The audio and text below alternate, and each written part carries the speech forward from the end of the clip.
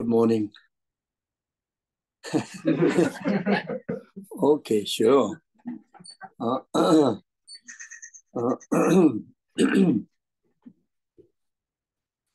Nice day, isn't it? I'm sorry. I think I came here quite a number of times in the past years. Seems like one of the best weather. Not too cold, not too hot.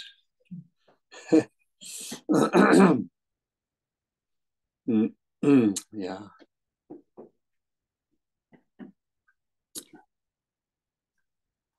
So,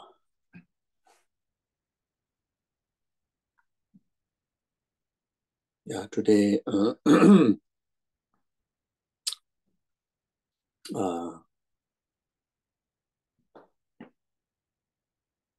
I'm supposed to do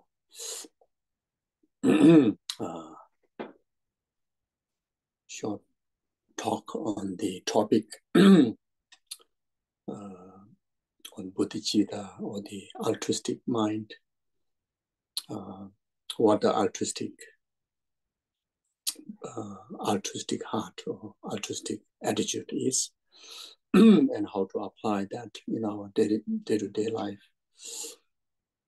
So before we start the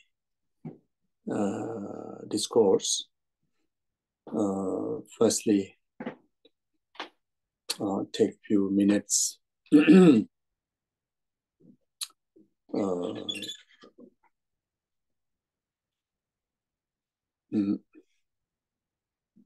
settle ourselves, our body and mind, in the present moment, in this very present place, by withdrawing our thoughts from holding on to the past events,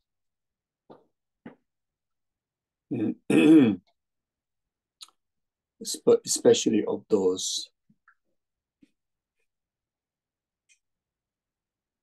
grasping in relation to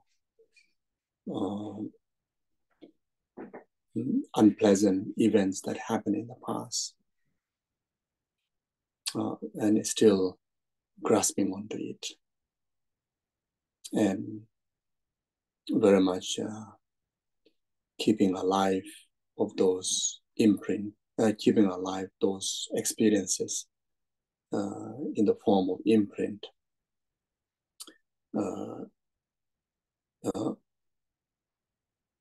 Even in the present time, emotionally, experiencing inconvenience, and those of graspings are except it is harmful. There's no benefit holding on to it. There's no advantage at all still grasping onto it. Even in the reality, the nature of the reality, those of the past in the present time is already gone, already past. And things that is past, holding in the present time as if it is existing in the present time, in fact, is misperception. It is a wrong mind, even from the subject. It's a wrong belief, it's wrong apprehension. And it is the grasping that which very much guided by ignorance, not by wisdom. If it is guided by wisdom, it will bring a lot of beneficial advantages. But there are many, many imprint of the past that which is actually haunt us. It brings inconvenience to our present life. So, which is so important to let go and accept the nature, which is already gone or past in relation to present time, and bring ourselves, fully in the present moment, to have the space, both physically, mentally, environmentally, to able to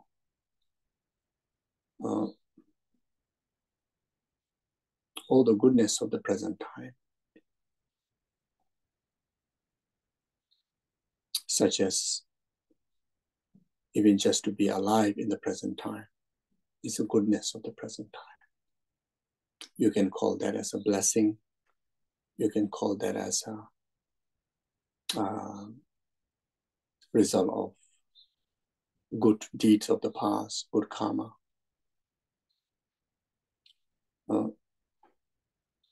Life being in the nature of impermanent. Life being in the nature of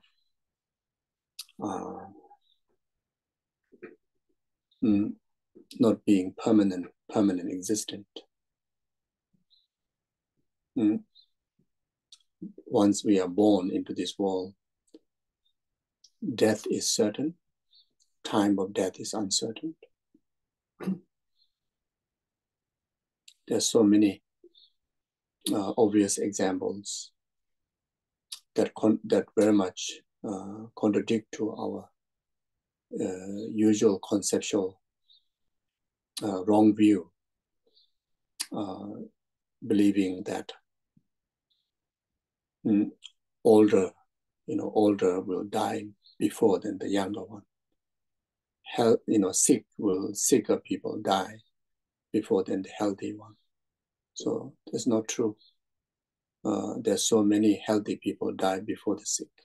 There's so many young people die before the old. So many humans, they die in the womb. They die just after birth. There's some individuals, they go through emotional difficulties, physical health challenges, but they also live long life.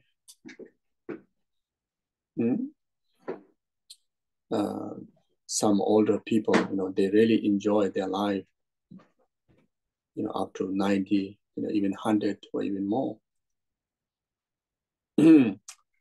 So in short, really there's no certainty, but we kind of assume, or we kind of have this belief that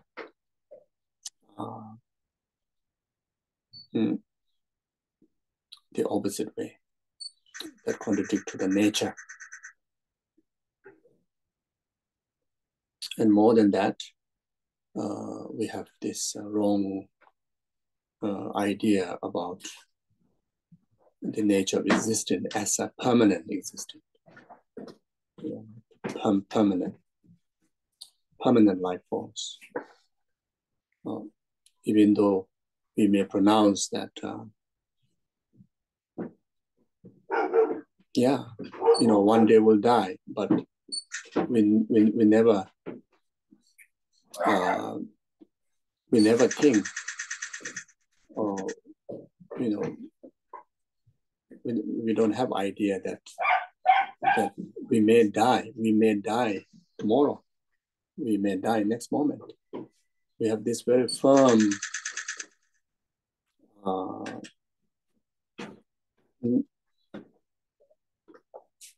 conviction that one will live for a long time. Definitely one will live up to tomorrow or up to next year, or maybe another 5 more years, or maybe 10 years. We kind of have a lot of plannings, isn't it? there's a lot of programs that we already jot down in our notebook. What we're going to do tomorrow, as we have this fixation that will definitely tomorrow will come. We even have a plan for next year, as if that will definitely come.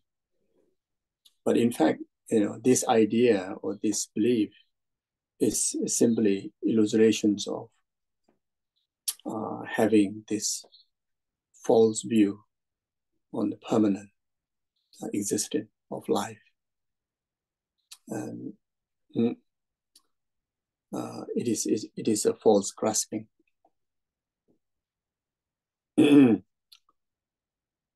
So my point here is that it is so important and so beneficial to be able to bring ourselves fully in the present moment. In actual fact, only the present moment. We don't even need to ask Buddha or the gods or anyone else whether my present moment is truly existing or not, truly there or not, really in reality there or not. You yourself can prove that. It's definitely there, definitely exist. That we can confirm. Otherwise, the past is gone, and holding on to the past is mistake. Future is really don't know whether there will be tomorrow for us. There's not even guarantee whether there will be a next moment. So from this, the truth. There's a valid reasoning to really appreciate the present moment, to settle in the present moment, and be happy. And we have the capability to be happy if we are able to settle in the present time, in the present moment.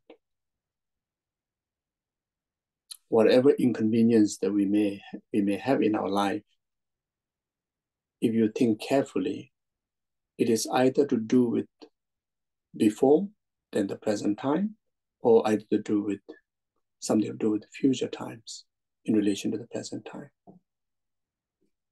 It's more about the grasping of the past or the concern of the uncertainty of the future.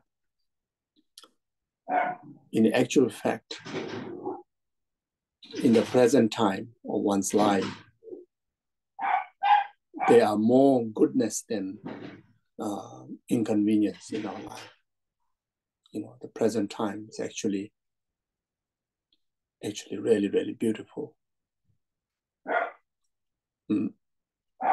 Even individually going through whatever challenges that there may be, whether the challenges is to do with the health, financial, relationship. If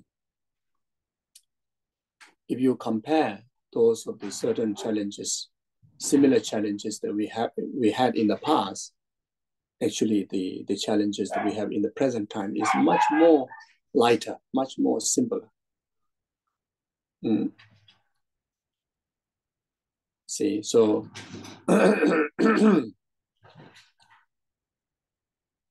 yeah, so therefore,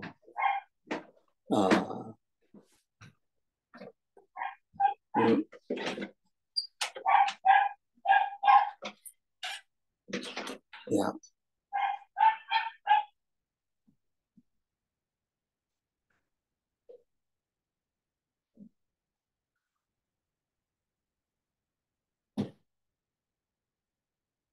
Ultimately, whatever we try to achieve in life, whether it's in a conventional level, in our worldly level, or in a spiritual level, is mainly to actualize happiness, genuine sense of happiness,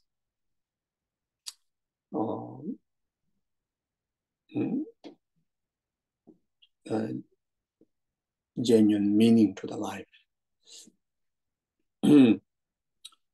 genuine fulfillment in the life, to fulfill the purpose of our existence. Since young, the pursuit of school educations and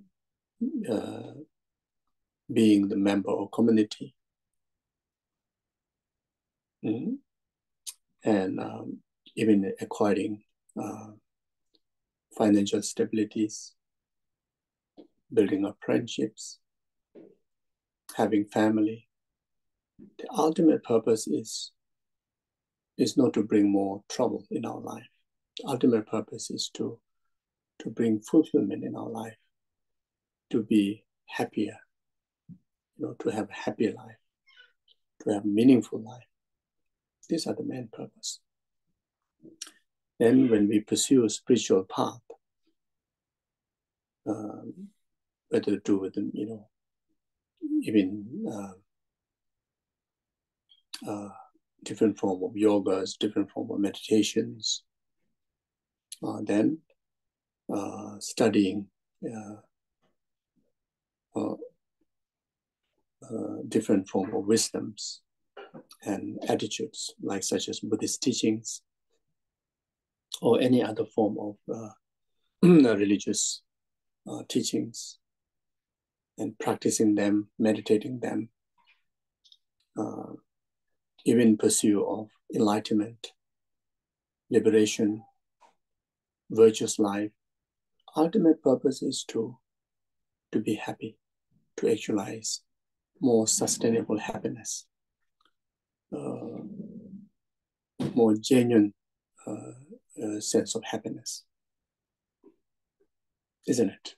That's our main. That's the main goal. Even for the little children,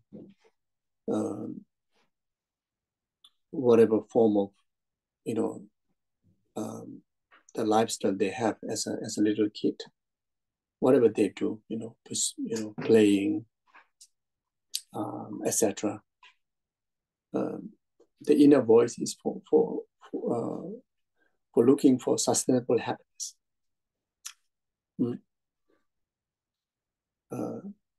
Those of the individuals in the college life working so hard to study is to obtain sustainable happiness. And those of individual working so hard in the job, so looking for sustainable happiness. Like myself, observing the monastic vows is for looking for sustainable happiness. That's the ultimate purpose, you see. But if we forget about settling into a present moment, or appreciate, if we forget about appreciating the whatever goodness that we have,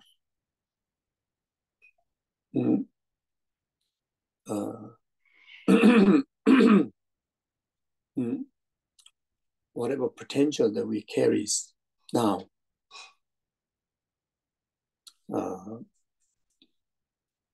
in relation to our mind, in relation to our physical level, environmental level.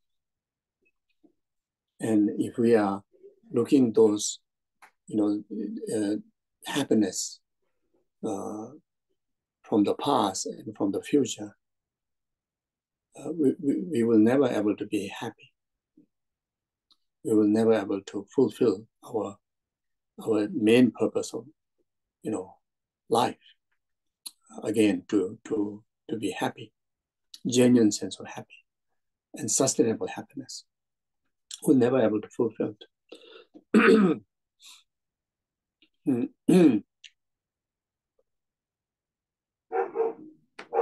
Our hearts and our life will be always filled with stress, incomplete, and build, toxic, mentally, physically, environmentally, because our relationship within ourselves, the relationship to our own mind, relationship to our body, relationship to others, relationship to the environment is always unappreciated. Always relate, incomplete.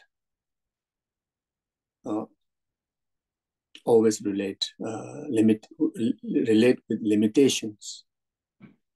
When we relate to our mind, we relate with limitations. When we relate to our body, with the limitations. When we relate to our family members, limitations. Relate to our job, limitations. Relate to the environment, limitations. Everything is not good enough. Everything is not right. Everything is not enough.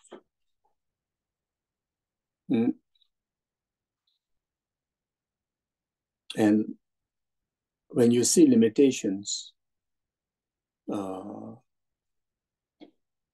there's a dissatisfactions. As long as the dissatisfaction is there, there's no fulfillment. When there's no fulfillment in your heart, there's no happiness. There's no inner peace. You see, there's no appreciations. The inner peace, the inner joy, sustainable happiness, it does not come from others' power.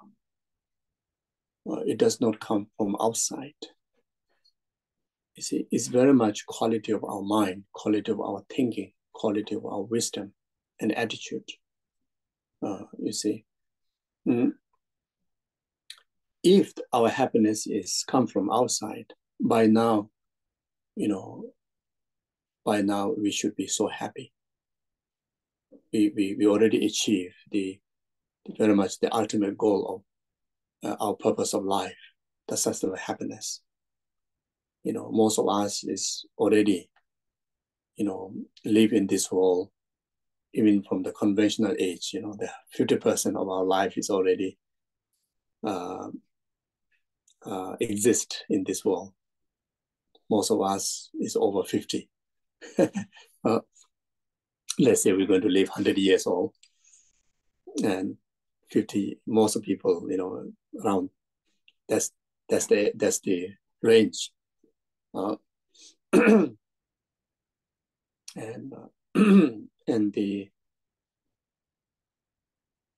in relation to the physical growth,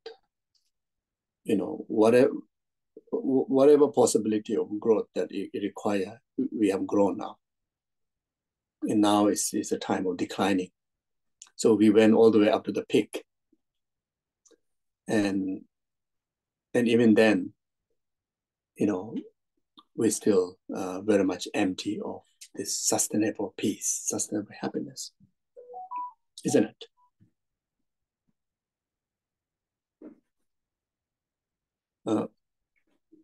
If you, kind of glance back in our life, most of the time is something is not enough, not complete. We are always in rushed, always looking for something extra because of your heart is not fully settled, not fulfilled.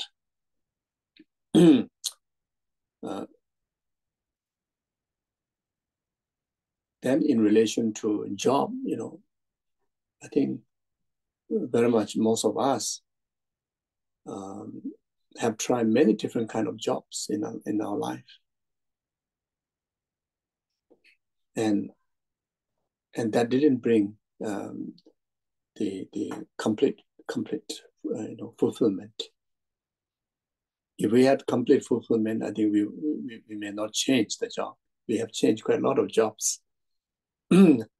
No, we have changed job in relation to place, in relation to company, in relation to the way how you do the job. But we thought that job will fulfill our purpose of life, will bring sustainable happiness. And many of you, I think financially, I think you really achieve great deals, financial richness. That didn't bring sustainable happiness. Actually, that brought a lot of stress, isn't it? And you have put so much majority of time actually gathering financial resources, very much most of our life. We thought that will fulfill our purpose of life, but didn't.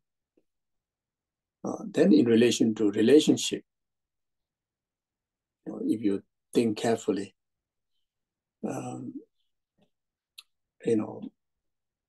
the amount of time that really express so much of appreciation to the relationship,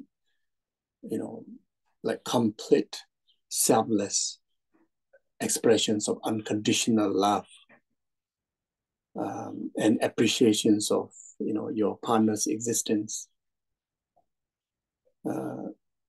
comparing to the how many times that you have complained, and how many times that you just, even sometimes physically you're with, but then mentally you're just wandering all over the world.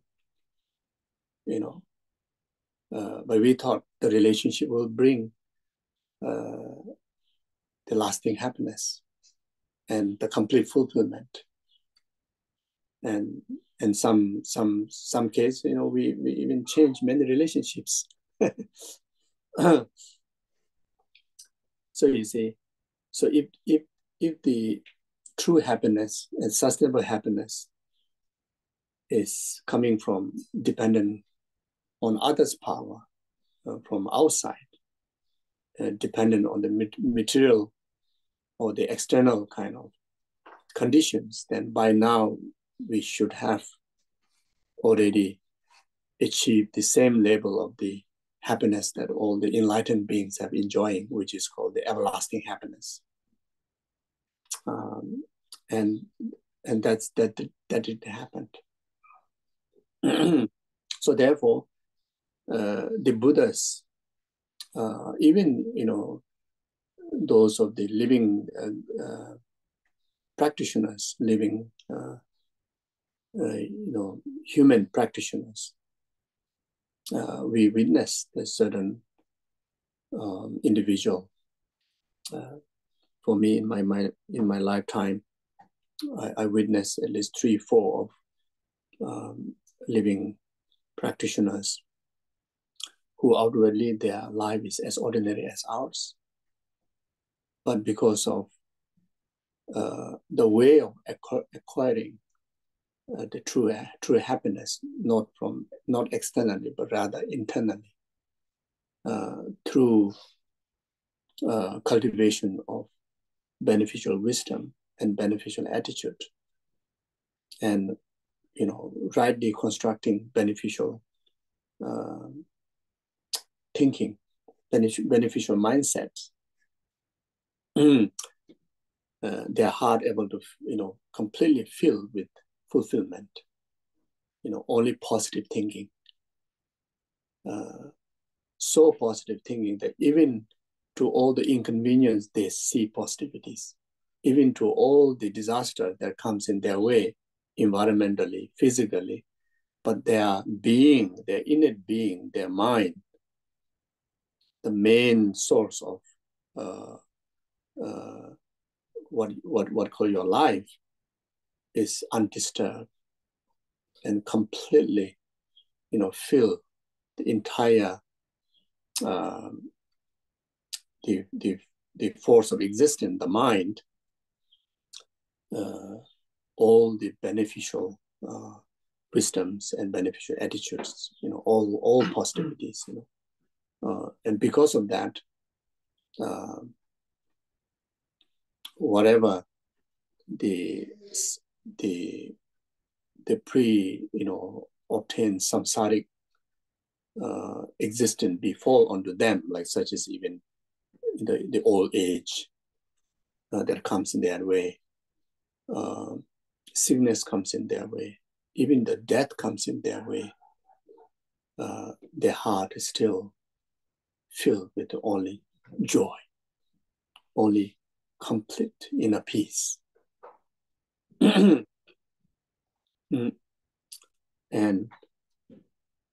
And that is because of they look happiness inwardly. They look happiness inwardly. And they dependent their sustainable happiness in their wisdom and attitude. That wisdom and attitude, it is your own power, not others' power. Your own power. You have the full right. You have the full potential to utilize that power. You don't need any conditions. Dependent on others' power, you need conditions. They're conditioned to you. You see. And the conditions are not easy to fulfill in order to bring the benefit of those others' power to bring happiness to you. But as far as concerned with the power within, the power of the mind, the power of the pure thinking, power of the altruistic thinking. So, the topic we're supposed to talk about, which is bodhicitta, that is one of the most powerful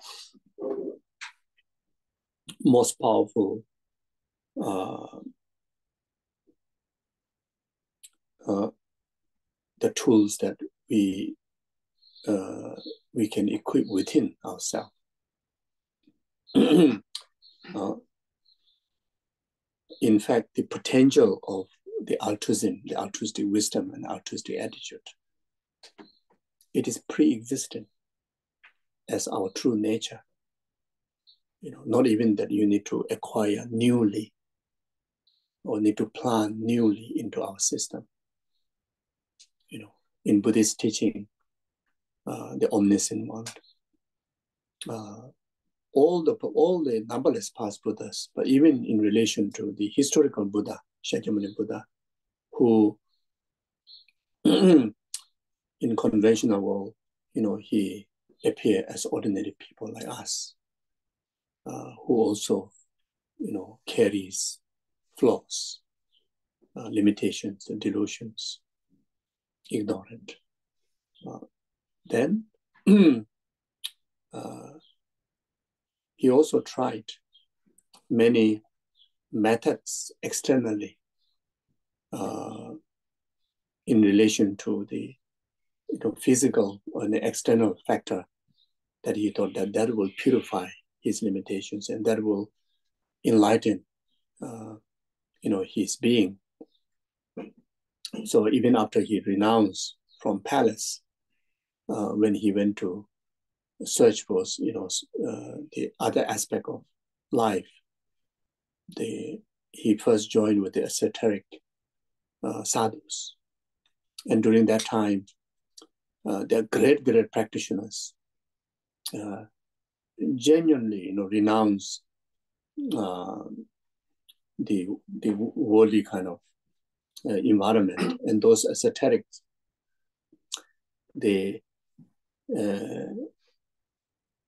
their sole purpose is same to all of us, seeking liberation from the disturbances of emotions, disturbances of karma, disturbances of others' power, the environment, the karma, the delusion, etc. But their main training is still focused on, external conditions, like such as those of sadhus that walk on the fire, pierce their body. There's a lot of physical hardship, physical trainings. And Buddha also tried that initially and come to a point that anything to do with the physical training, everything has limitations. How much you train, there's a limitations. And that's so obvious, even a simple example in our ordinary life, that some people, they do body training. They train so hard. I mean, some of the movie stars, Hollywood movie stars, they invest so much of energy physically training, but it is helpful, but still they carry limitations. How healthy body, how muscular you are, at the end of the day, everything goes away.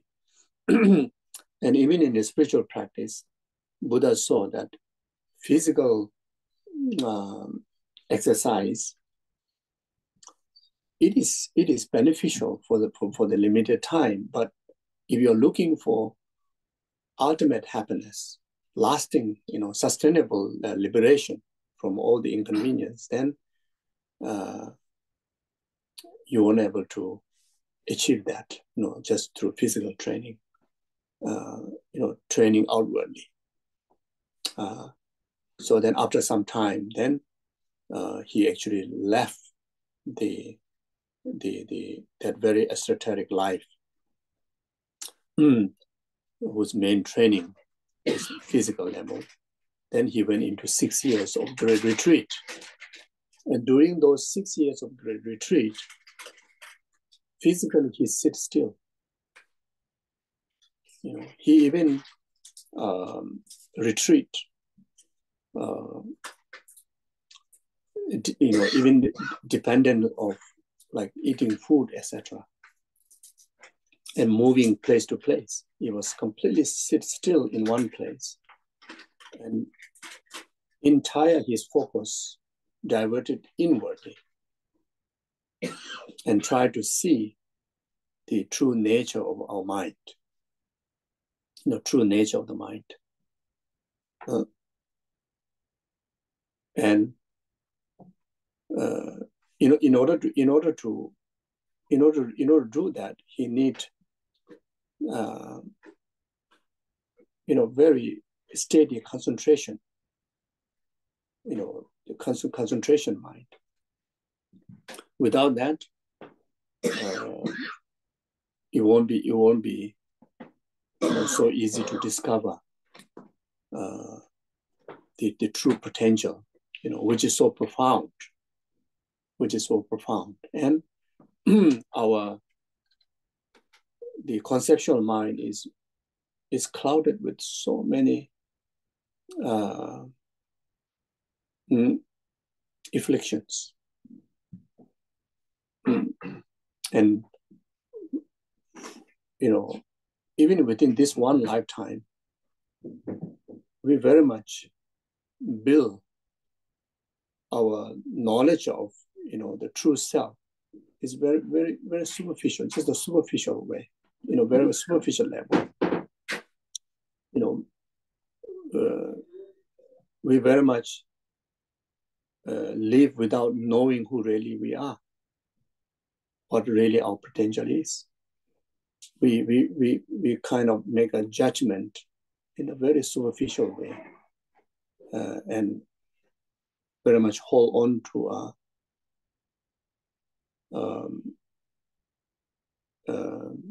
false identify self.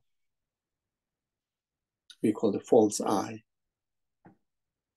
and utilize only those very gross level our capabilities. Even in relation to the mind, we very much only utilize the gross mind, the conceptual mind. And the conceptual minds are very much hallucinated.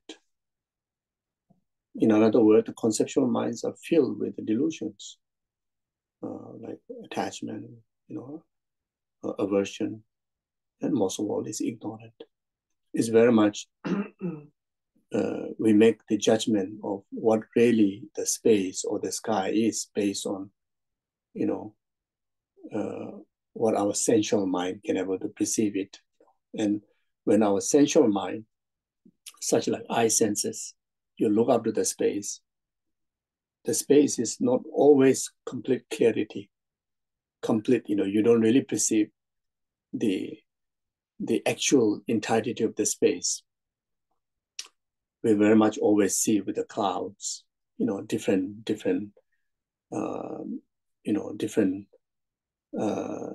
this surface that what appear to us, which is very much clouded with so many other factors, dust, etc. And based on that, based on what we perceive through our eyes, we make a judgment. Oh, this is the sky. This is the whole of the sky. And we very much get affected when there are gloomy weather. When you look up to the gloomy weather, or when you are in a gloomy weather day, our emotion get more down. That is very much because of the judgment that which our clouded mind, make very much the whole of the identifications of what really the day is. So similarly, we never really get to know the whole potential of our own true existence. If we are able to recognize that, we're very much able to recognize the Buddha within. You see,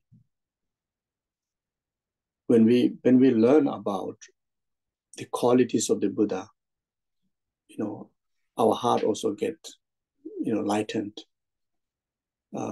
We get admirations when we learn about all the qualities of the Buddha. And it's amazing, such pure purity, such altruistic, such a great wisdom. Only thing to be admired. Similarly, when we start to acknowledge, when we start to see our true being, we do have the similar quality like the Buddha has, because our true nature is Buddha nature. And not just talking about the ultimate nature, the emptiness nature of self, even conventional nature, the ultimate conventional nature or the relative nature of our being is bodhicitta. The altruistic or the compassionate nature, what Buddha has.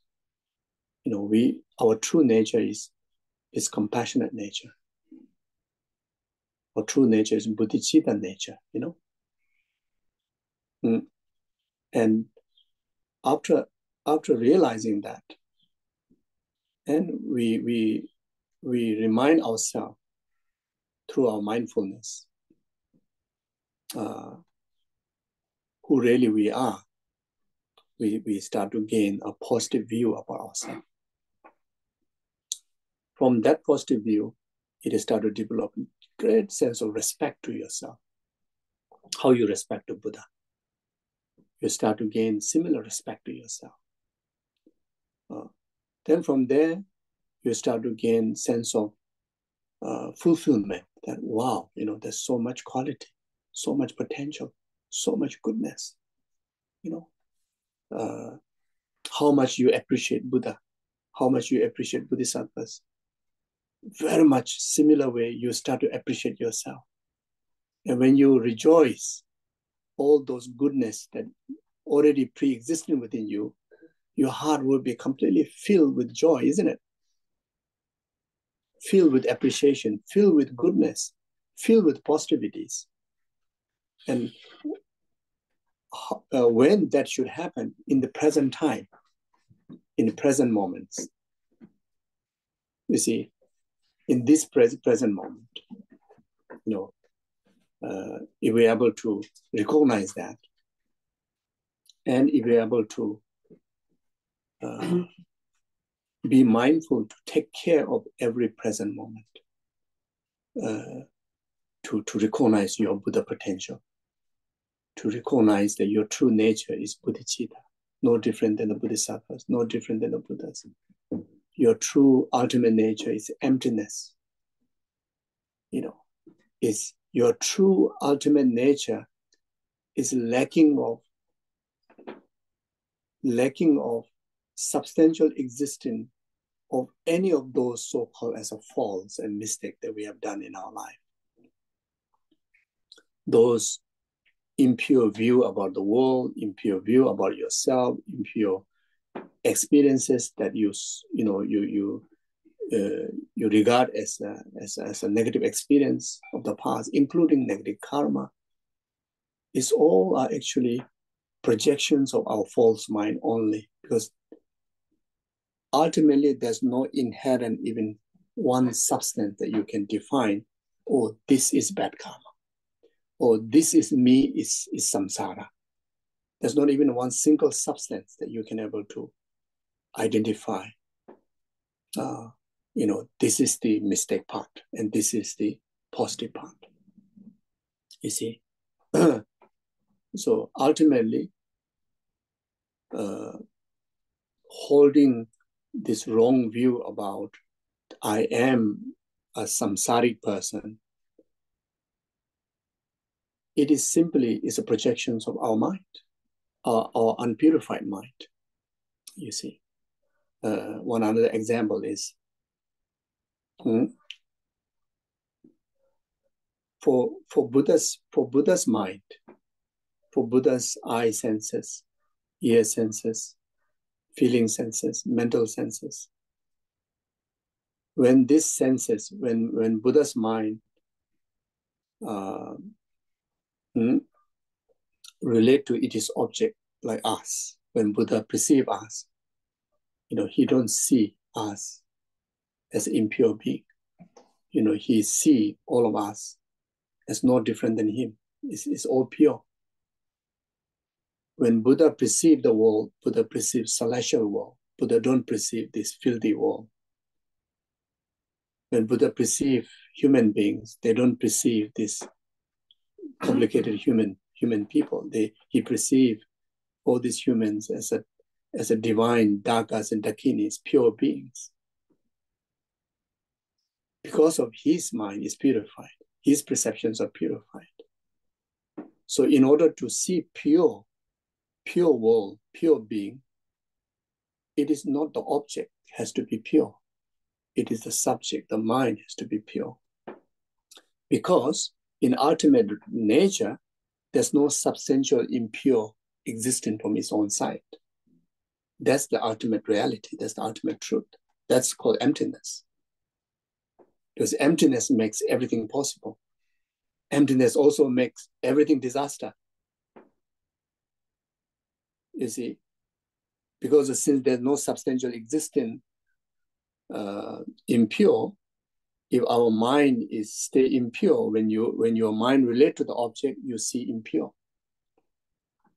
So like for us, the same person, when we see that person, we see samsaric person. But when Buddha see that person, Buddha see as a celestial being. You see. So therefore, we understand that samsara, impurity, exists to the Buddha. But in Buddha, no samsara existent, do not exist impurity. You see? And that also is one of the reasons that good or bad is just simply quality of your mind. So if our mind is able to, carry the qualities of beneficial wisdom and beneficial attitude, the whole world becomes so beneficial, so amazing. If our mind carries harmful wisdom, harmful attitudes, the whole world become harmful. You see, so it's very much how you carry, our attitude and our wisdom. You see, so. But then again, to experience of the Buddha's way of existing is very much start from the present moment again. The present moment is the one. We as ordinary at the moment, or because of the habitual in negativities, it's so spontaneous for us to present our impure mind to the world. That's why we experience impure. So now the purification start training in the present time. That one present time,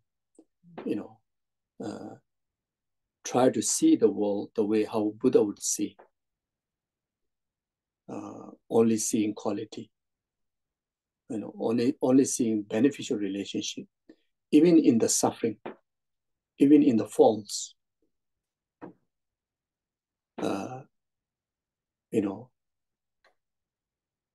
There's a very powerful practice in relation to bodhicitta practice called tonglen, taking and giving. Taking and giving. When obstacle comes in one's way, we take the opportunity to destroy or purify the main root cause of all these obstacles, which is self-grasping, ignorant, and self-cherishing attitude. And such as anger, such as attachment, jealousy, ego, whatever, all those. Through the tools of compassion, understanding there's so many other sentient beings too, similar like me, suffering. So since I'm in this trouble, I take all those other troubles of the entire other beings onto this self-grasping and self-cherishing attitude. And if I'm able to antidote to that and destroy the self-grasping, self-cherishing attitude, not only I get liberated from my own trouble, because it brings purification, isn't it? But I also able to liberate all the rest of the other impure world, because once my perception is purified, when I look now, if I carry Buddha's perception, when I look to the world, the next moment, you see how Buddha would see the world. You don't see suffering sentient being. It doesn't mean the suffering sentient being is not out there. Suffering sentient being is there to us and to the Buddhas. But at least from the Buddha side, there's no suffering sentient beings out there because of his mind is purified. So similarly, in that one moment, if we're able to train our mind and live in the full force of that positive wisdom and relate with a positive attitude to the world, the way how Buddha would relate. And if we're able to sustain that one moment in a high quality manner, now when you go to the next moment, don't have to worry about the previous moment. Just take care of that one moment again. One moment at a time. And that one moment, without any doubt, that one can be, in the greatest level of fulfillment, happiness, inner peace, you see. So now, is not asking too much to ourselves, isn't it? You're not saying that you should be holding pure view, 1 hour. That's a bit too much. That's quite a lot of effort, isn't it? We are not asking, to sustain inner peace for 1 hour or be happy for 1 hour. We're just asking to be happy for one moment, that one present moment. Uphold the inner peace for that one present moment. Uphold the pure view for that one present moment.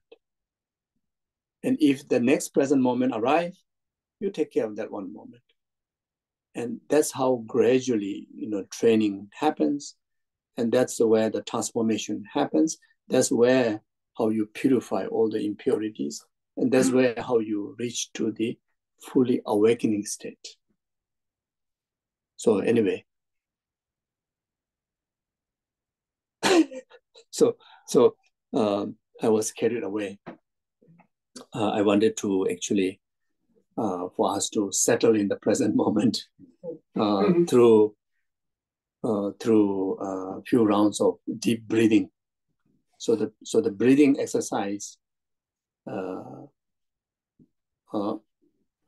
is one of the most effective and most easiest technique to withdraw, our past and future, graspings and bring our the mind in the present time, and that also helps to get physically also get rested in the present time. So you can do that by placing the notions of breathing in and out, placing your mind to the notion of breathing in and out, or placing the concentration on the sound when you breathe in and out. The little sound is there. You just simply, be fully aware of that sound going in and out. Or just simply breathe normally, the natural way, but in the awareness that you be aware fully that you are breathing in and out, or you're breathing, and so there are many, level of breathing exercise also you can conduct in your interests, in your pace of your own free time. You can do the first 3 level of breathing, which is just simply focusing on the breathing in and out. You can do that exercise for 9 rounds.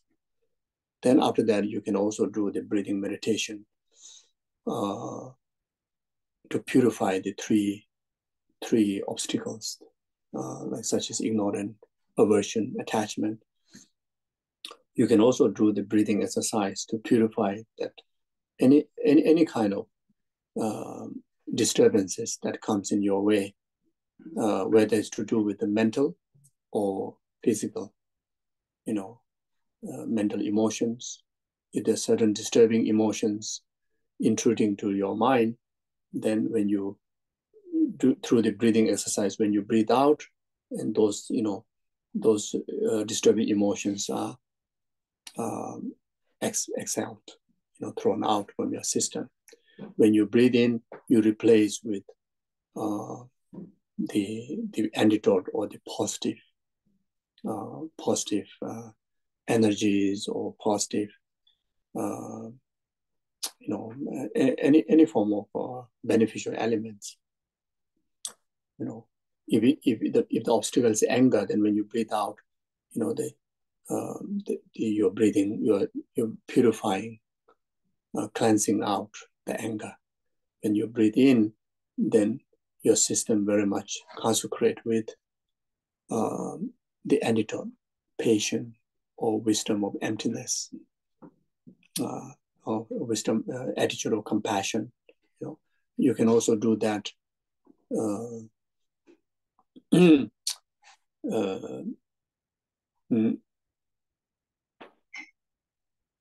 in relation to the physical obstacles.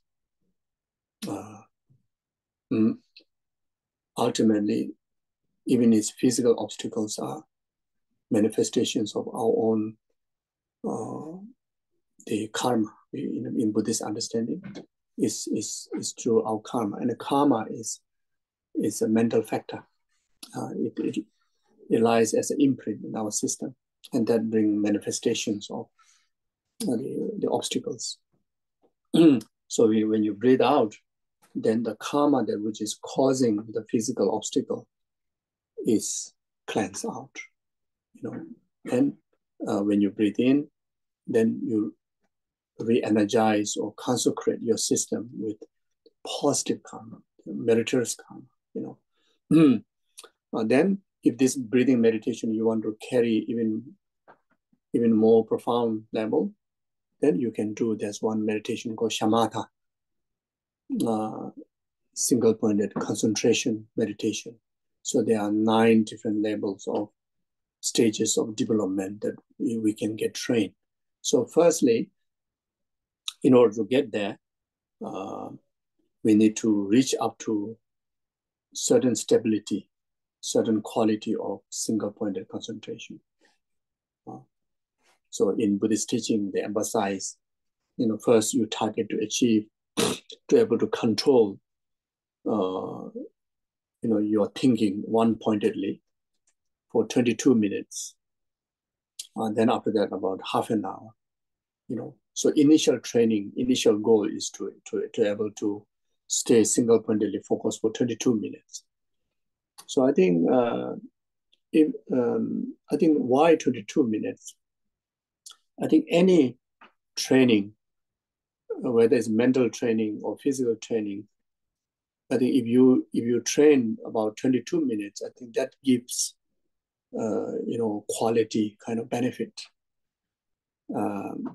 I think even scientifically, medically also, there's some evidence.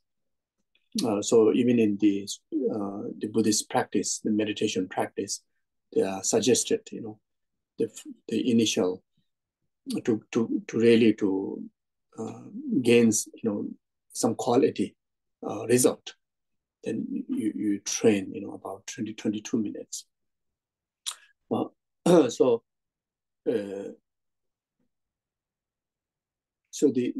the correct meditation, the correct meditation,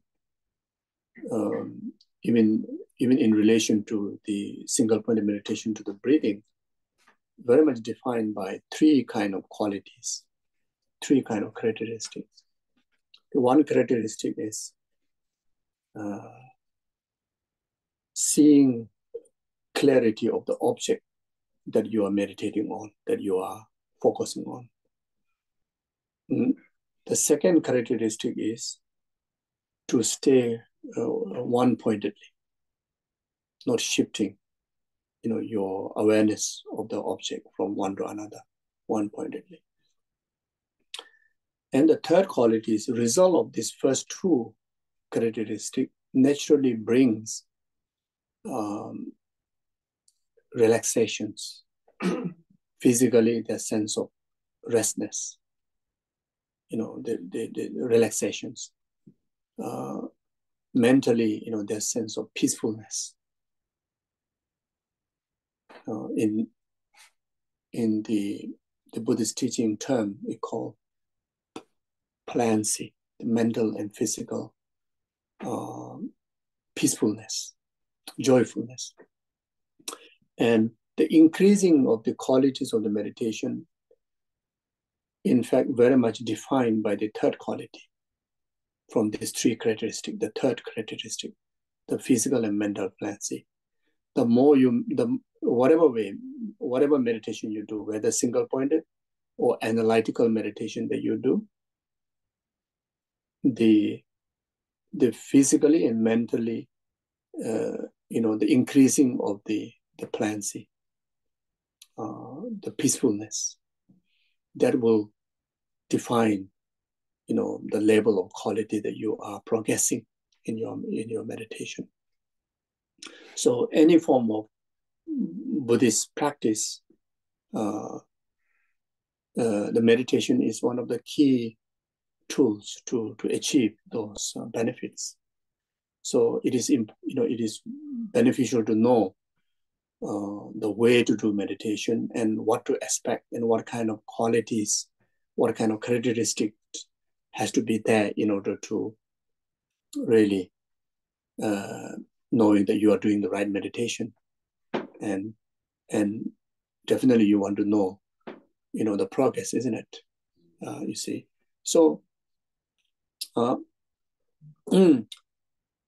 if you're able to sustain the mental and physical fluency through the concentration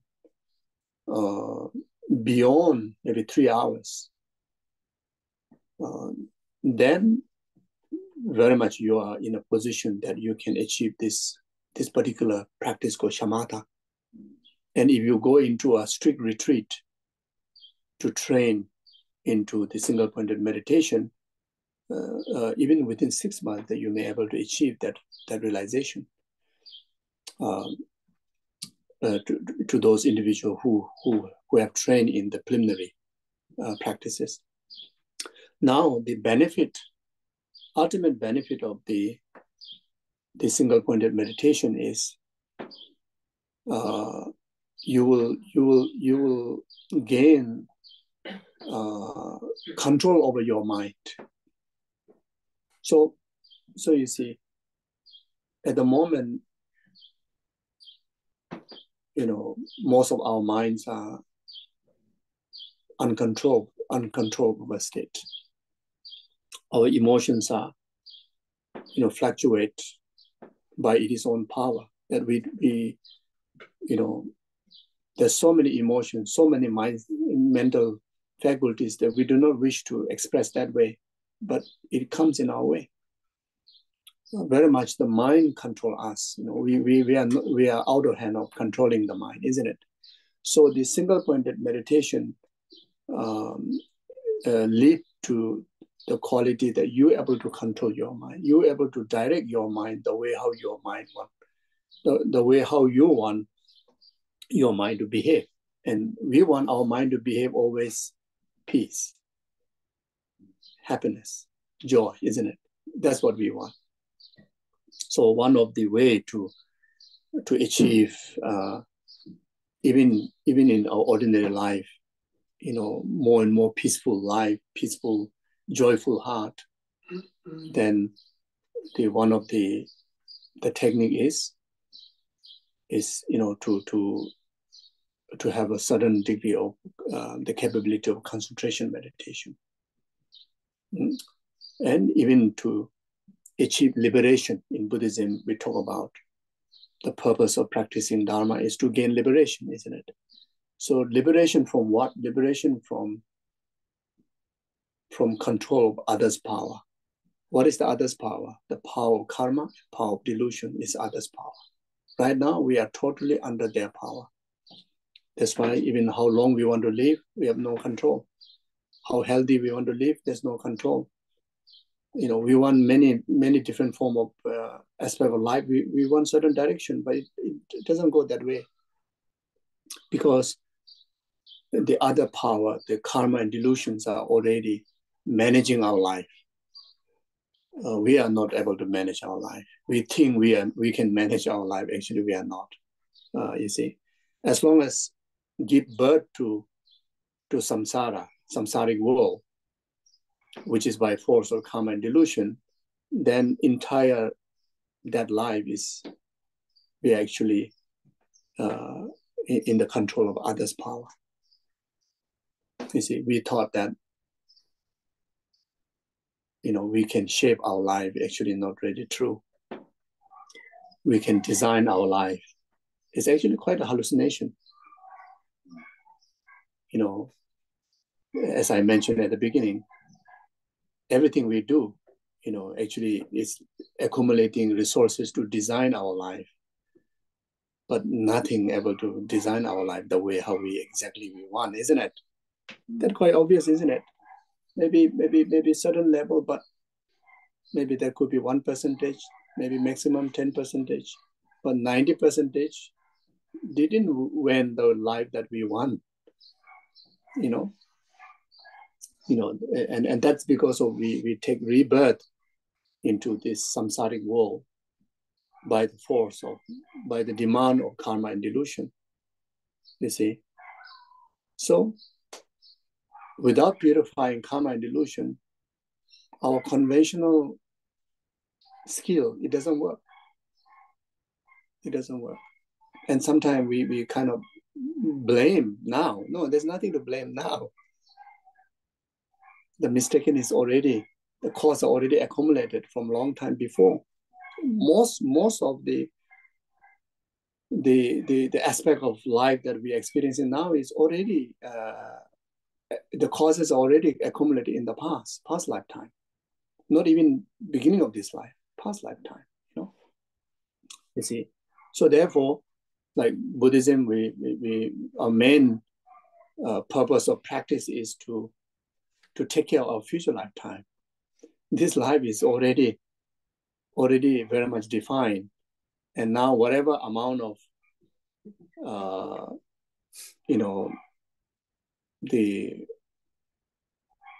whatever amount of conditionally that we can contribute to utilize this very life according with our own way.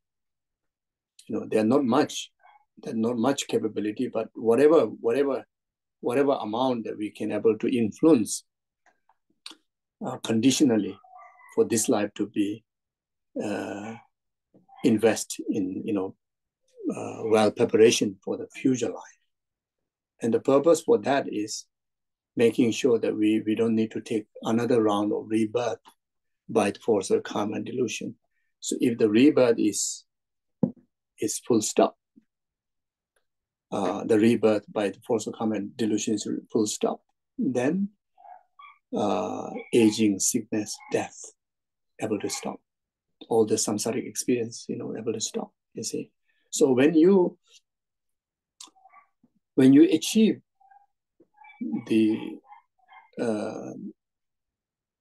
fully awakened, or in other words, if you achieve the one of the highest degree of bodhicitta, the altruistic wisdom and attitude,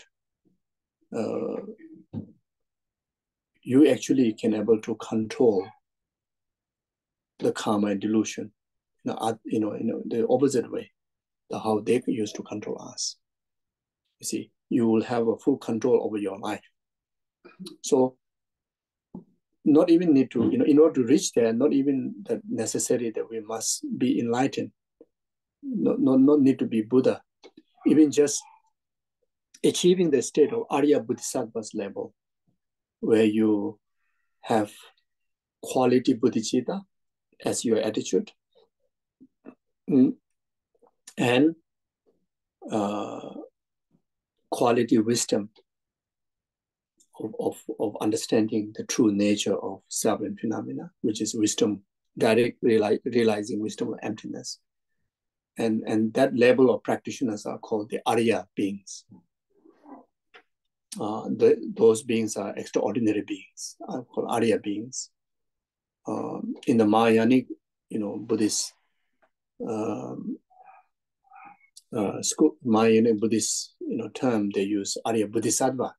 So if you reach the level of Arya Bodhisattva, then even if you come back to the world, you come back to the world by your own choice. You may still utilize the ordinary human body as a convenient tool to communicate with ordinary people. Because if we carry a light body, I think ordinary people cannot perceive you, cannot handshake you, isn't it? So you still need this tangible, human body in order to, communicate with, any ordinary beings, like many of you do. Maybe some of you are already Buddha and manifesting into by your own will, to be in the human world, to be in the service. And some maybe Arya Bodhisattva, maybe due to certain distraction, you didn't realize that. Who knows? Sometimes even you're in that level because of the you see, even though environmentally that cannot affect to change your realization, but still you're kind of like stuck into the same mud field. And until the distractions are like very much like the whole environment, that you come to a point that you're unable to manifest fully of who you really are. That again goes similar way. We carry Buddha nature, but we cannot function fully the Buddha nature because of the environment that we create, isn't it? Similar way. So therefore,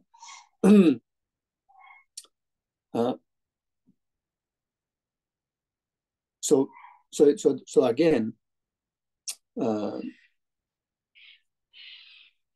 benefit of having achieving this high level of meditation quality, like even a Singapore meditation quality, that you're able to achieve arhatship. That's quite a high level. Now you get very much like control over the whole of your emotions, your mind. Then the ultimate result is enlightenment. Without concentration and without wisdom, bodhicitta won't able to manifest fully as an omniscient mind. It's the mind of the Buddha. It won't able to express. So you see. So so now in order to be able to utilize the highest level of wisdom of emptiness, for that also you need the quality of single-pointed concentration. So again, in Buddhist, in a term they use special insight. You see, the main purpose of developing shamatha or single-pointed concentration is eventually you're able to reach to a point that you're able to practice special insight. So, and that is meaning that I expressed before. Even you gain direct wisdom of emptiness, if you don't have a single point of concentration, you cannot utilize the full potential of emptiness wisdom. And now the full potential emptiness wisdom, special insight is necessary even for the attitude like bodhicitta to be fully awakened as a Buddha's mind. You see, the main reason is there are two defilements that need to overcome. Two obscurations need to overcome, two obstacles need to overcome in order to become Buddha, isn't it? One obstacle is called the delusional obstacle. Another obstacle is called the obscurational obstacle. So the delusional obstacle you can overcome by emptiness wisdom. Obscurational obstacle you have to overcome by the attitude bodhicitta. You see. And again, in order to overcome the obscurational obstacle, which is by bodhicitta, but if that bodhicitta is not accompanied by wisdom of emptiness, cannot act as a direct antidote to purify the obscurational obstacle. So obscurational obstacle is very much referring to the tendency of those delusions. The tendency of the delusions. So even you purify the delusion, but tendency of the delusion still, still remain long time. You see, so tendency of delusion,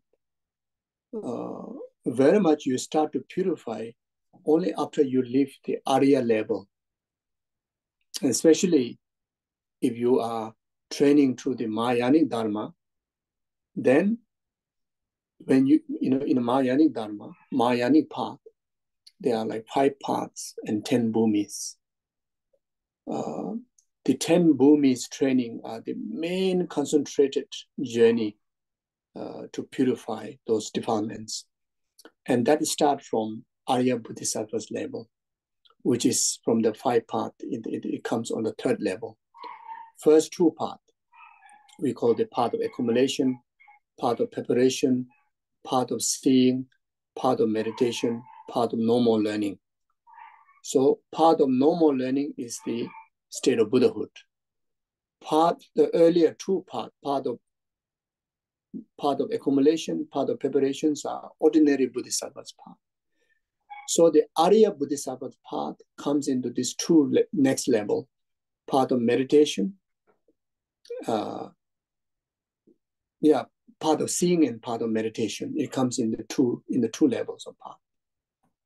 Within the path of seeing and path of meditation, the 10 bhumis, there are 10 levels that you need to develop. And the way of developing this 10 level is by purifying the stages of the defilement, the delusional obstacle and obscurational obstacle. They are divided into 9 different portions. So first portion is very gross one, then go to the subtle and subtle. And first you purify the more delusional obstacles. When within the 10 bhumis, when the Arya Bodhisattva reached 8 bhumis, you purify entirety of the delusional obstacles. Then from the 8 bhumi onward, after the 10 bhumi, focus on purifying the obscurational obstacles or the tendency of the delusions. When they achieve the cessation, overcoming the tendency of the delusion at the 10 bhumi, and they achieve the Buddhahood, which we call the path of normal learning, you see. So without the union of bodhicitta and emptiness, or in other words, without the union of method and wisdom, you won't be able to achieve the full enlightenment or the ultimate liberation. In order to achieve the union of wisdom and method, first you need to have a quality wisdom, which is the direct realization on emptiness, and quality attitude, the buddhi mind, the bodhicitta. These 2 are called the 2 main paths, which will result 2 main results, Buddha's form body and Buddha's wisdom body. Buddha's wisdom body is a result of emptiness. Buddha's form body is a result of bodhicitta. To achieve that, you need to cultivate these 2 paths. Now, in order to achieve these 2 paths,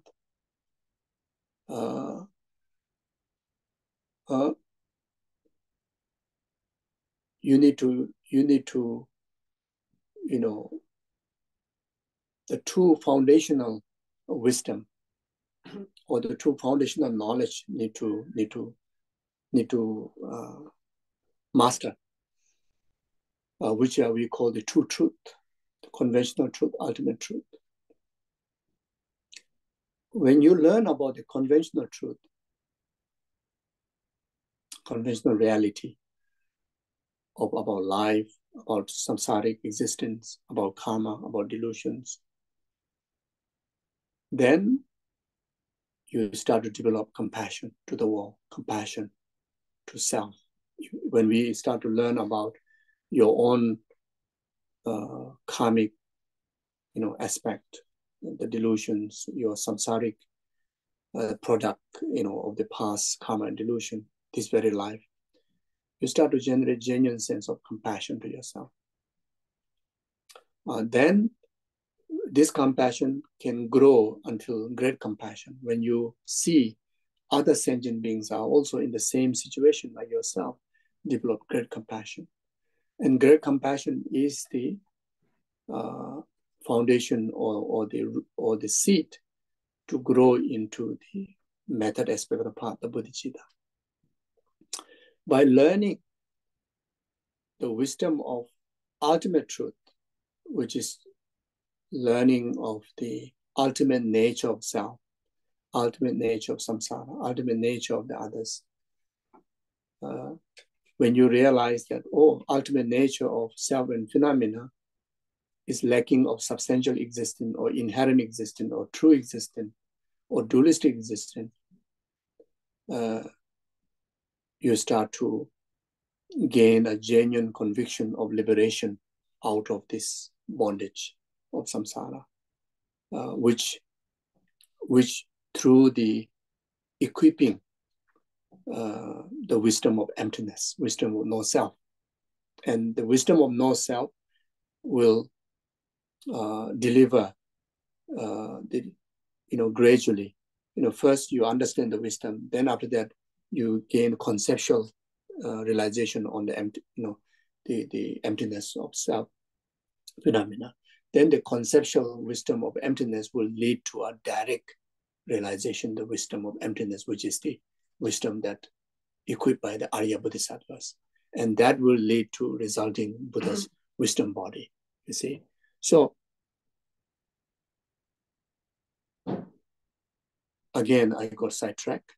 We're supposed to do the breathing meditation. Went through a long commentary. Okay, so it seems like maybe no need to do the breathing meditation. It's already, you want to take a short break?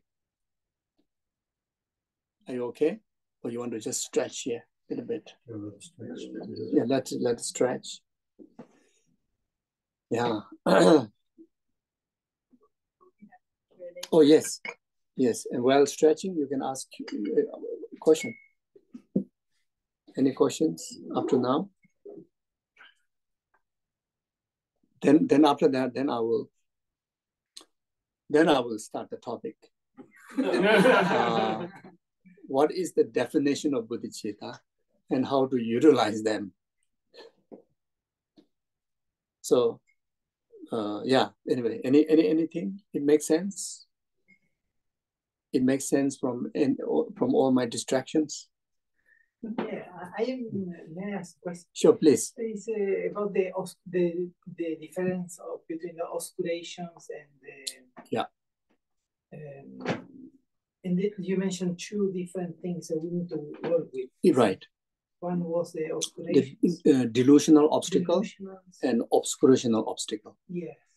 So when you talk about obscurational obstacle, in the first, the first idea, it sounds like the direct antidote should be emptiness, but actually it's not.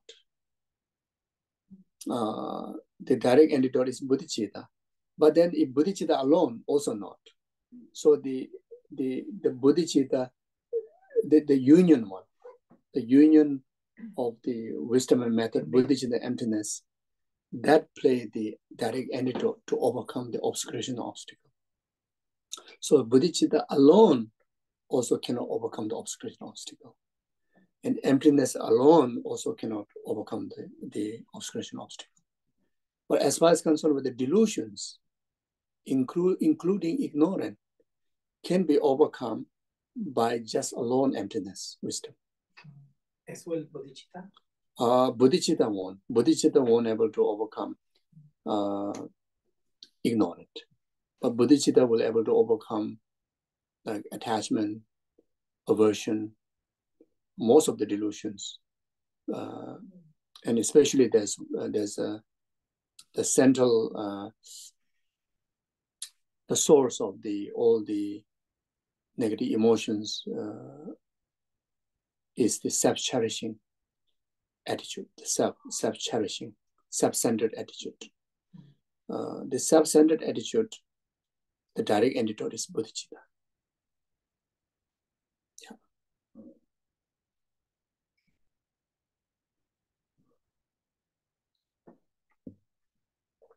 Any question? And I have a question. Sure. When you said the antidote is the wisdom and the method, Yeah, right. I can understand the wisdom. It's wisdom. Right. You know. Right. General terms, but the method. So method is the Lamrim. Bodhicitta is the method.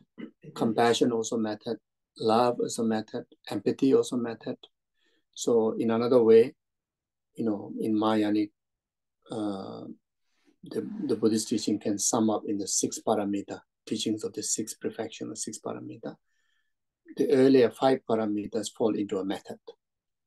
The number 6 fall into wisdom. So the generosity is also method, practice of generosity. Practice of moral ethic is also method. Practice of patience also method. Practice of concentration also falls in the method. So then the last one is the wisdom of no self, or wisdom of emptiness is the wisdom you regard. So even the like the in the conversation, the term we use for the wisdom of understanding impermanent. We say wisdom understanding impermanent, but actually the wisdom understanding impermanent also falls in the practice of method aspect. So what you define, the main the function of differences of this between these two, again, mainly interpret from the quality of antidote to the negation. So the negation, the behavior of the function of the antidote of these different practices will define this as a method part of practice and this as a wisdom part of practice. So but in the word, as I mentioned before, like impermanent, we say, wisdom of understanding impermanent. But actually method aspect of the path. Like that, yeah. Then when we summarize the whole process of the path or the training from the very initial foundation to the main body practice to the result into 3 categories.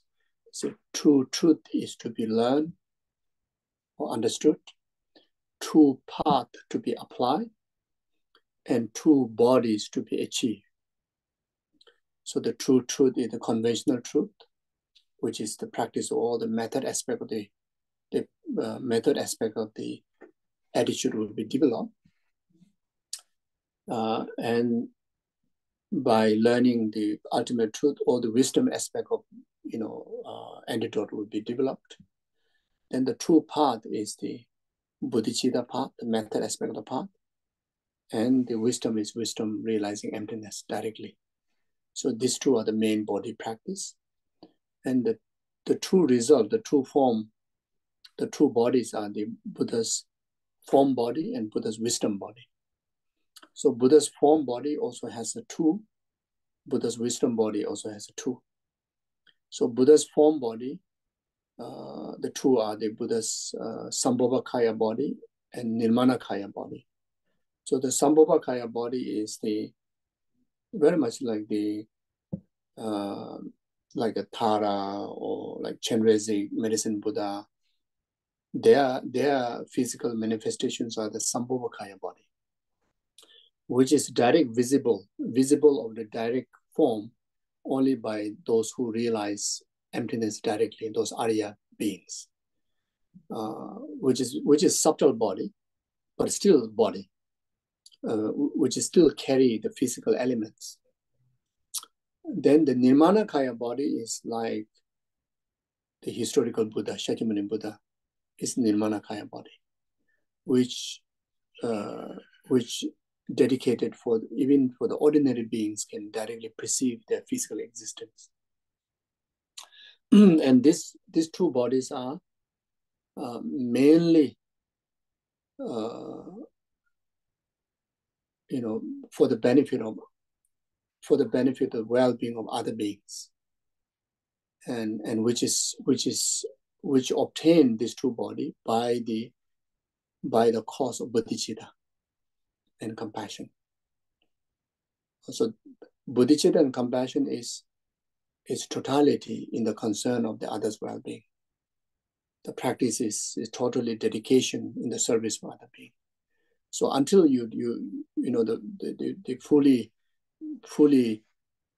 awakening of this bodhicitta result into these two effective tools of antidote, or two effective tools of the blessing that we sentient beings can enjoy through this true body manifesting into us. Because Arya Bodhisattvas are also not Buddha yet. Arya beings are also not Buddha yet. They're still living beings. Even though they are much more higher realized than us, they still need to be guided. So the Sambhogakaya aspect of the Buddha are the ones that dedicate their time and their whole time, like guiding them. So most of this, the Sambhogakaya Buddhas reside within the Pure Lands.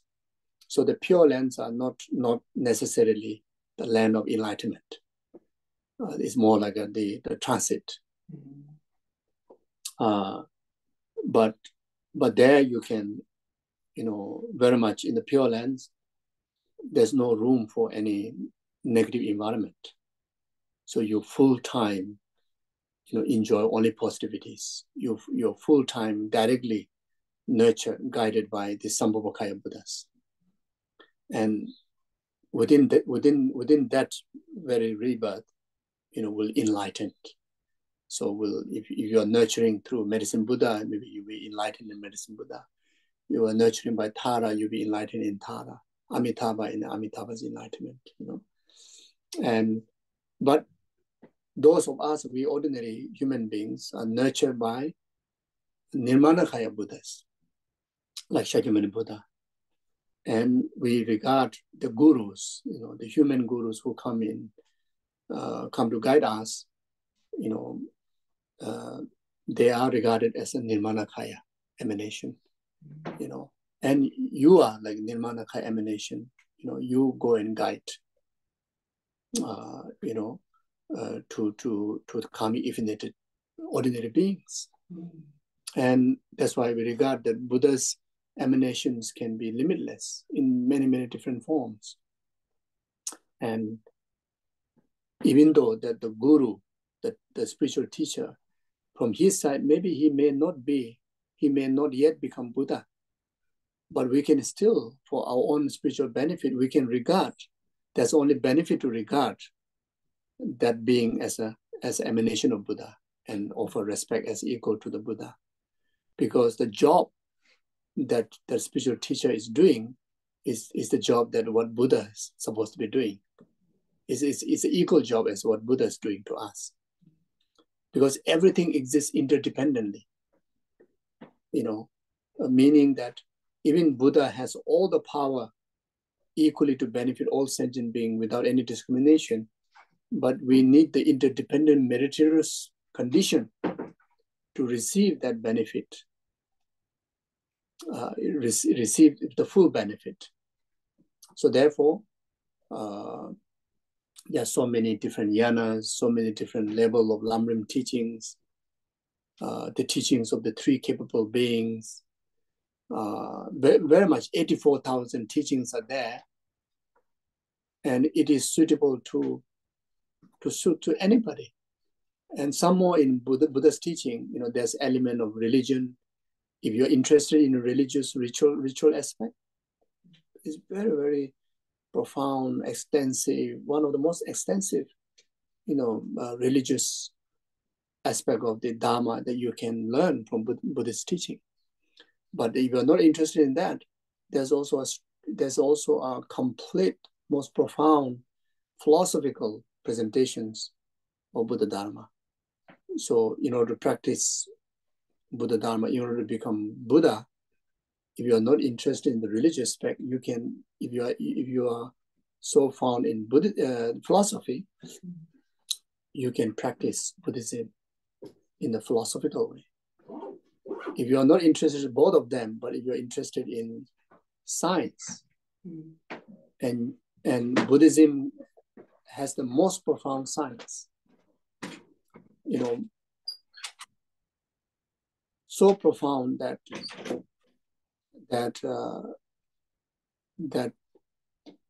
knowledge that Buddhist science can offer,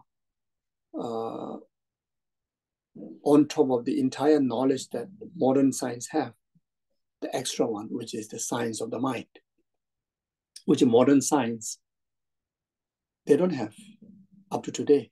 Maybe now slowly they're showing interest, but there's nothing about the science of the mind, you see.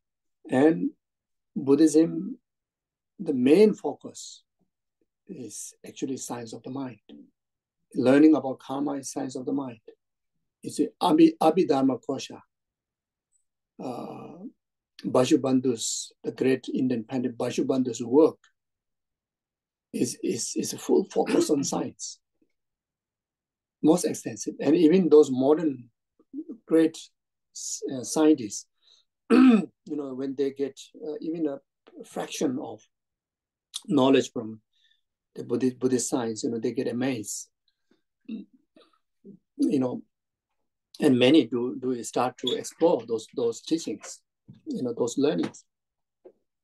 And His Holiness the 14th Dalai Lama, he has a great interest even in the physical science, the modern science. And because of that, he able to kind of like bridge between the Buddhist, the science and the mind science and the physical science. And because of that, there's so many modern scientists are exploring in Buddhist science, and they find fascinating discoveries, and they really see, it's a much more complexity, you see. And also in Abhidharma, and such as Kala Chakra, is a profound physical science that you can also learn, like about gravity, whether I pronounce properly or not, or about how the world came into existence. Even before the modern science, discovery of how world came into existence, Buddhist science already have a record of every single detail, how these different elements, come into formation, from the wind element, then the warm, which is like fire element, then the soil, then the water, and also there's very detailed explanation about the disintegration of the world system, how world going to disintegrate, like now that the modern science talk extensively about the global warming, and there's a threat to the destruction of the world. This was already heavily discussed, heavily written down, in 2,600 years ago.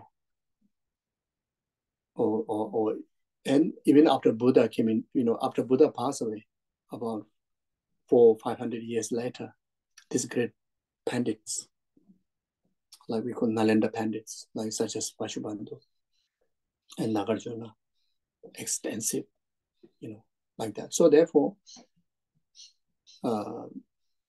you can be you can achieve enlightenment or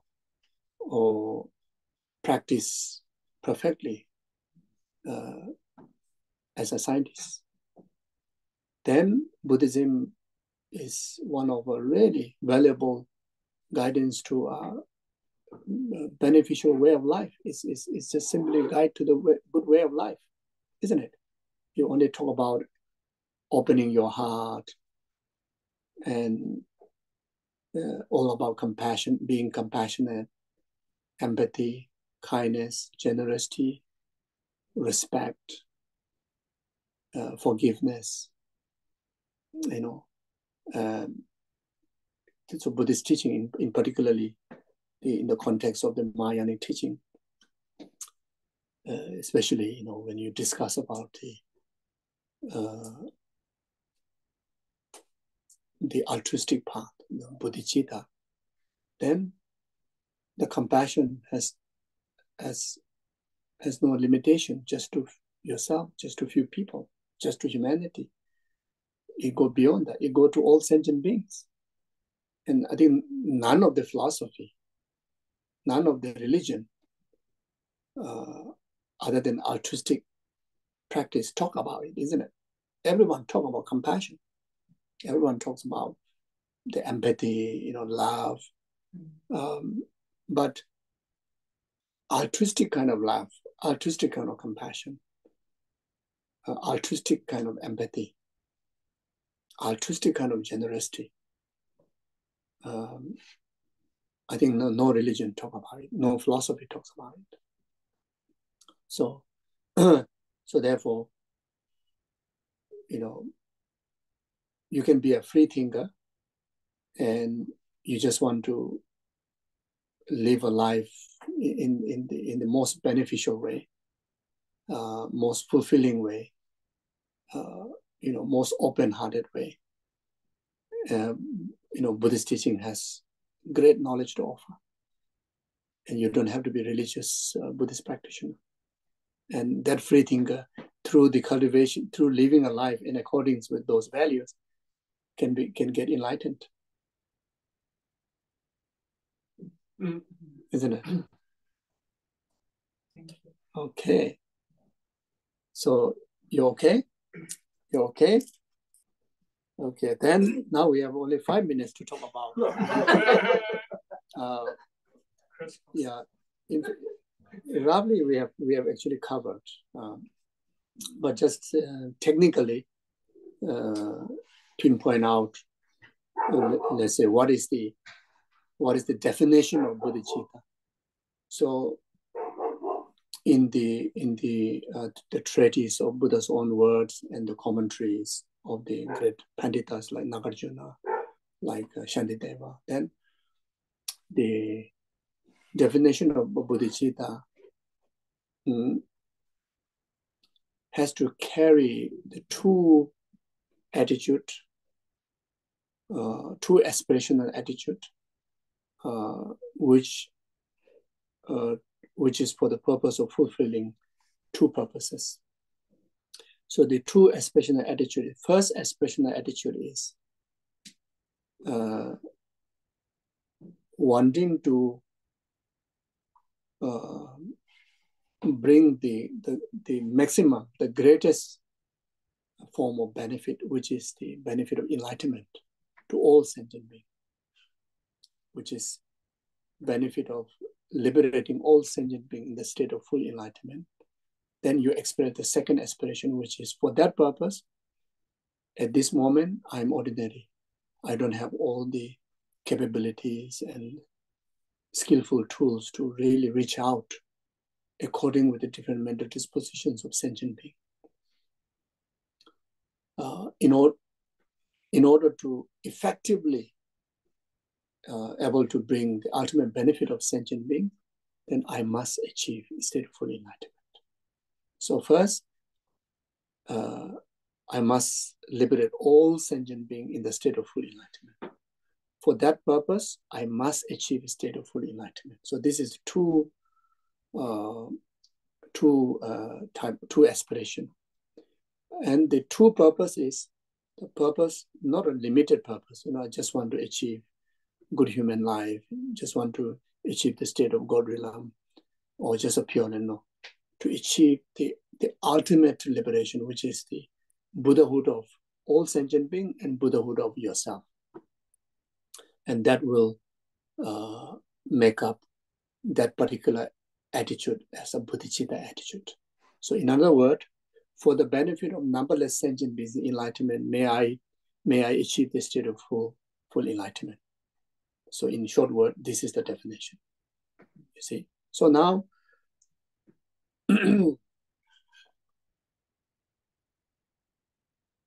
whether we as ordinary people, can we develop bodhicitta? Yes. And how to go about it? You can develop gradually, stage by stage. And how to do that? So now first, you train your heart in aspirational bodhicitta practice, just in thought, by exercising your mind, remembering this aspiration, and dedicating your activities for the purpose, in the form of motivation. So let's say before we, which actually I was completely distracted, didn't manage to do before we start the session. So we set up bodhicitta motivation in aspiration, by simply, again in the word, by simply expressing that from depth of your heart, may this activity or may this session be the cause of numberless sentient beings' enlightenment. And for that purpose, may I achieve state of full enlightenment. For that, I'm going to do Dharma discourse. I'm going to go to office. I'm going to cook. I'm going to eat. I'm going to sleep. And that's not that difficult, isn't it? To say that in your heart, not that difficult. But the difficult is remember to say that. Remember to think that. That's difficult. Because our mind is too busy. And our mind is habitual in other matters.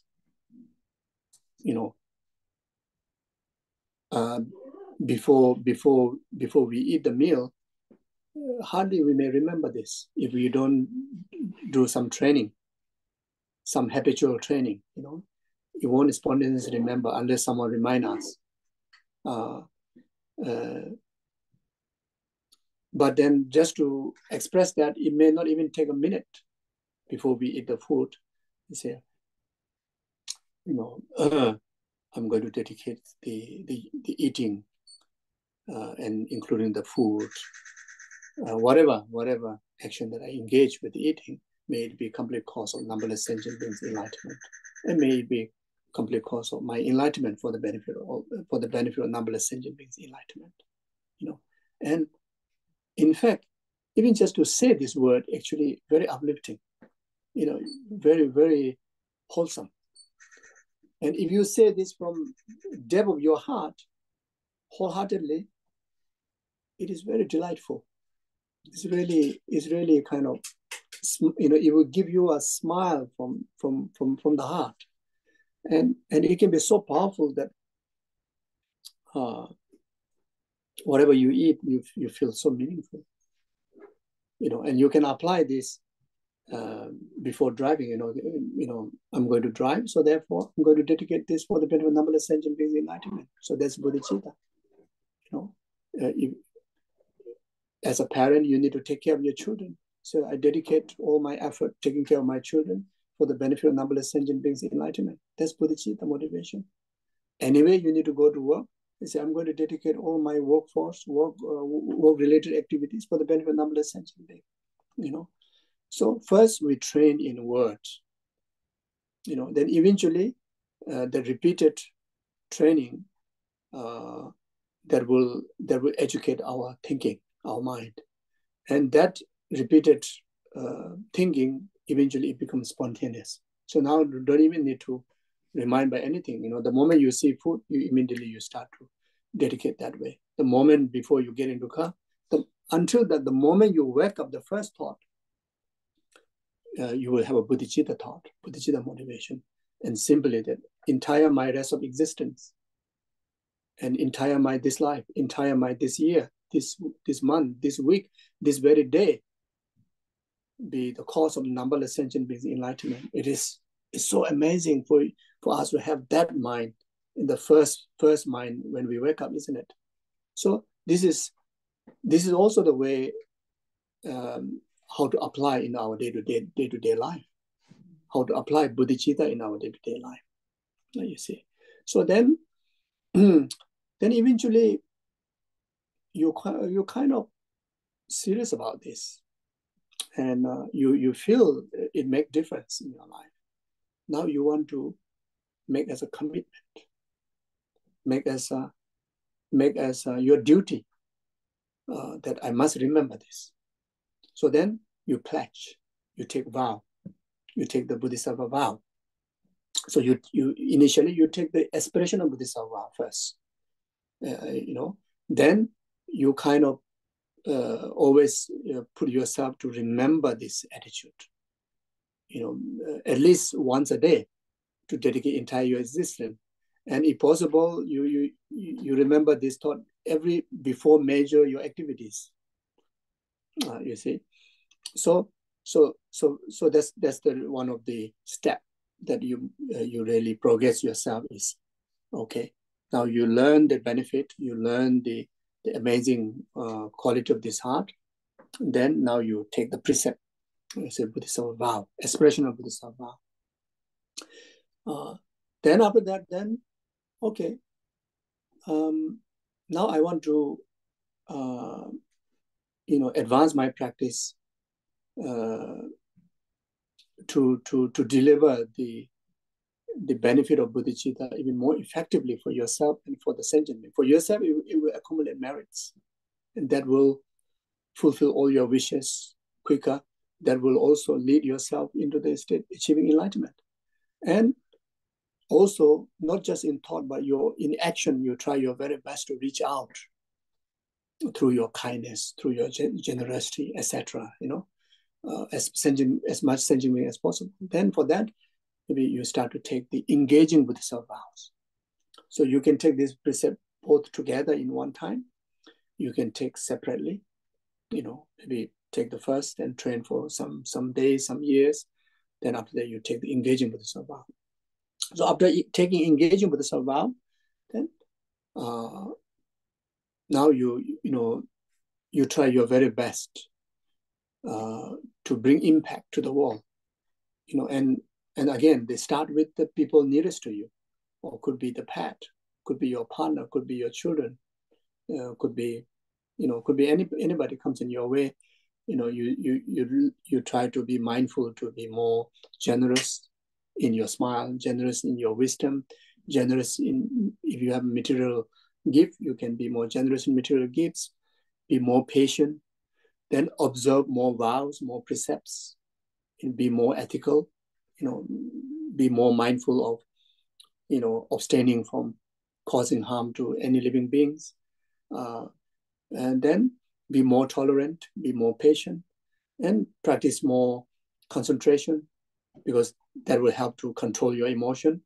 Then also practice more wisdom, and that will also help to release the self-centered grasping until you become more, your heart is more cherishing the well-being of others,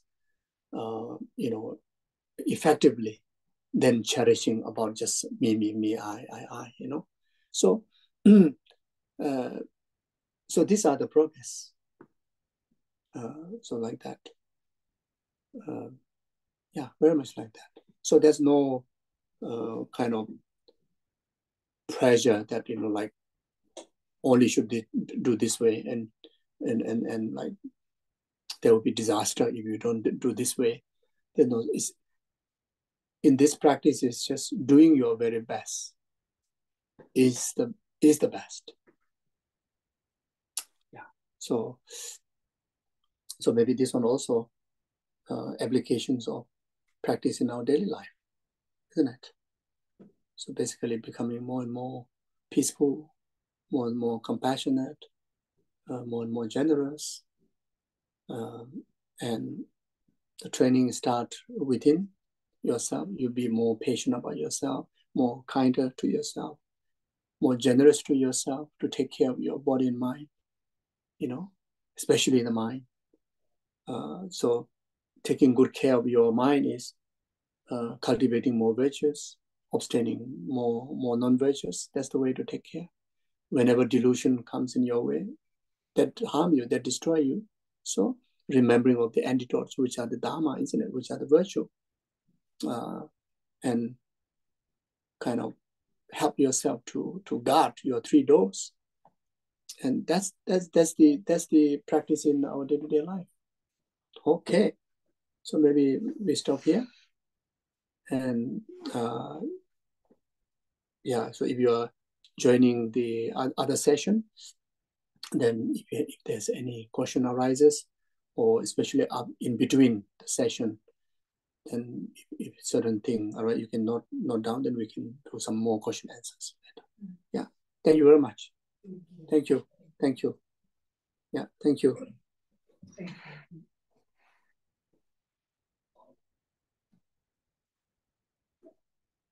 Thank you.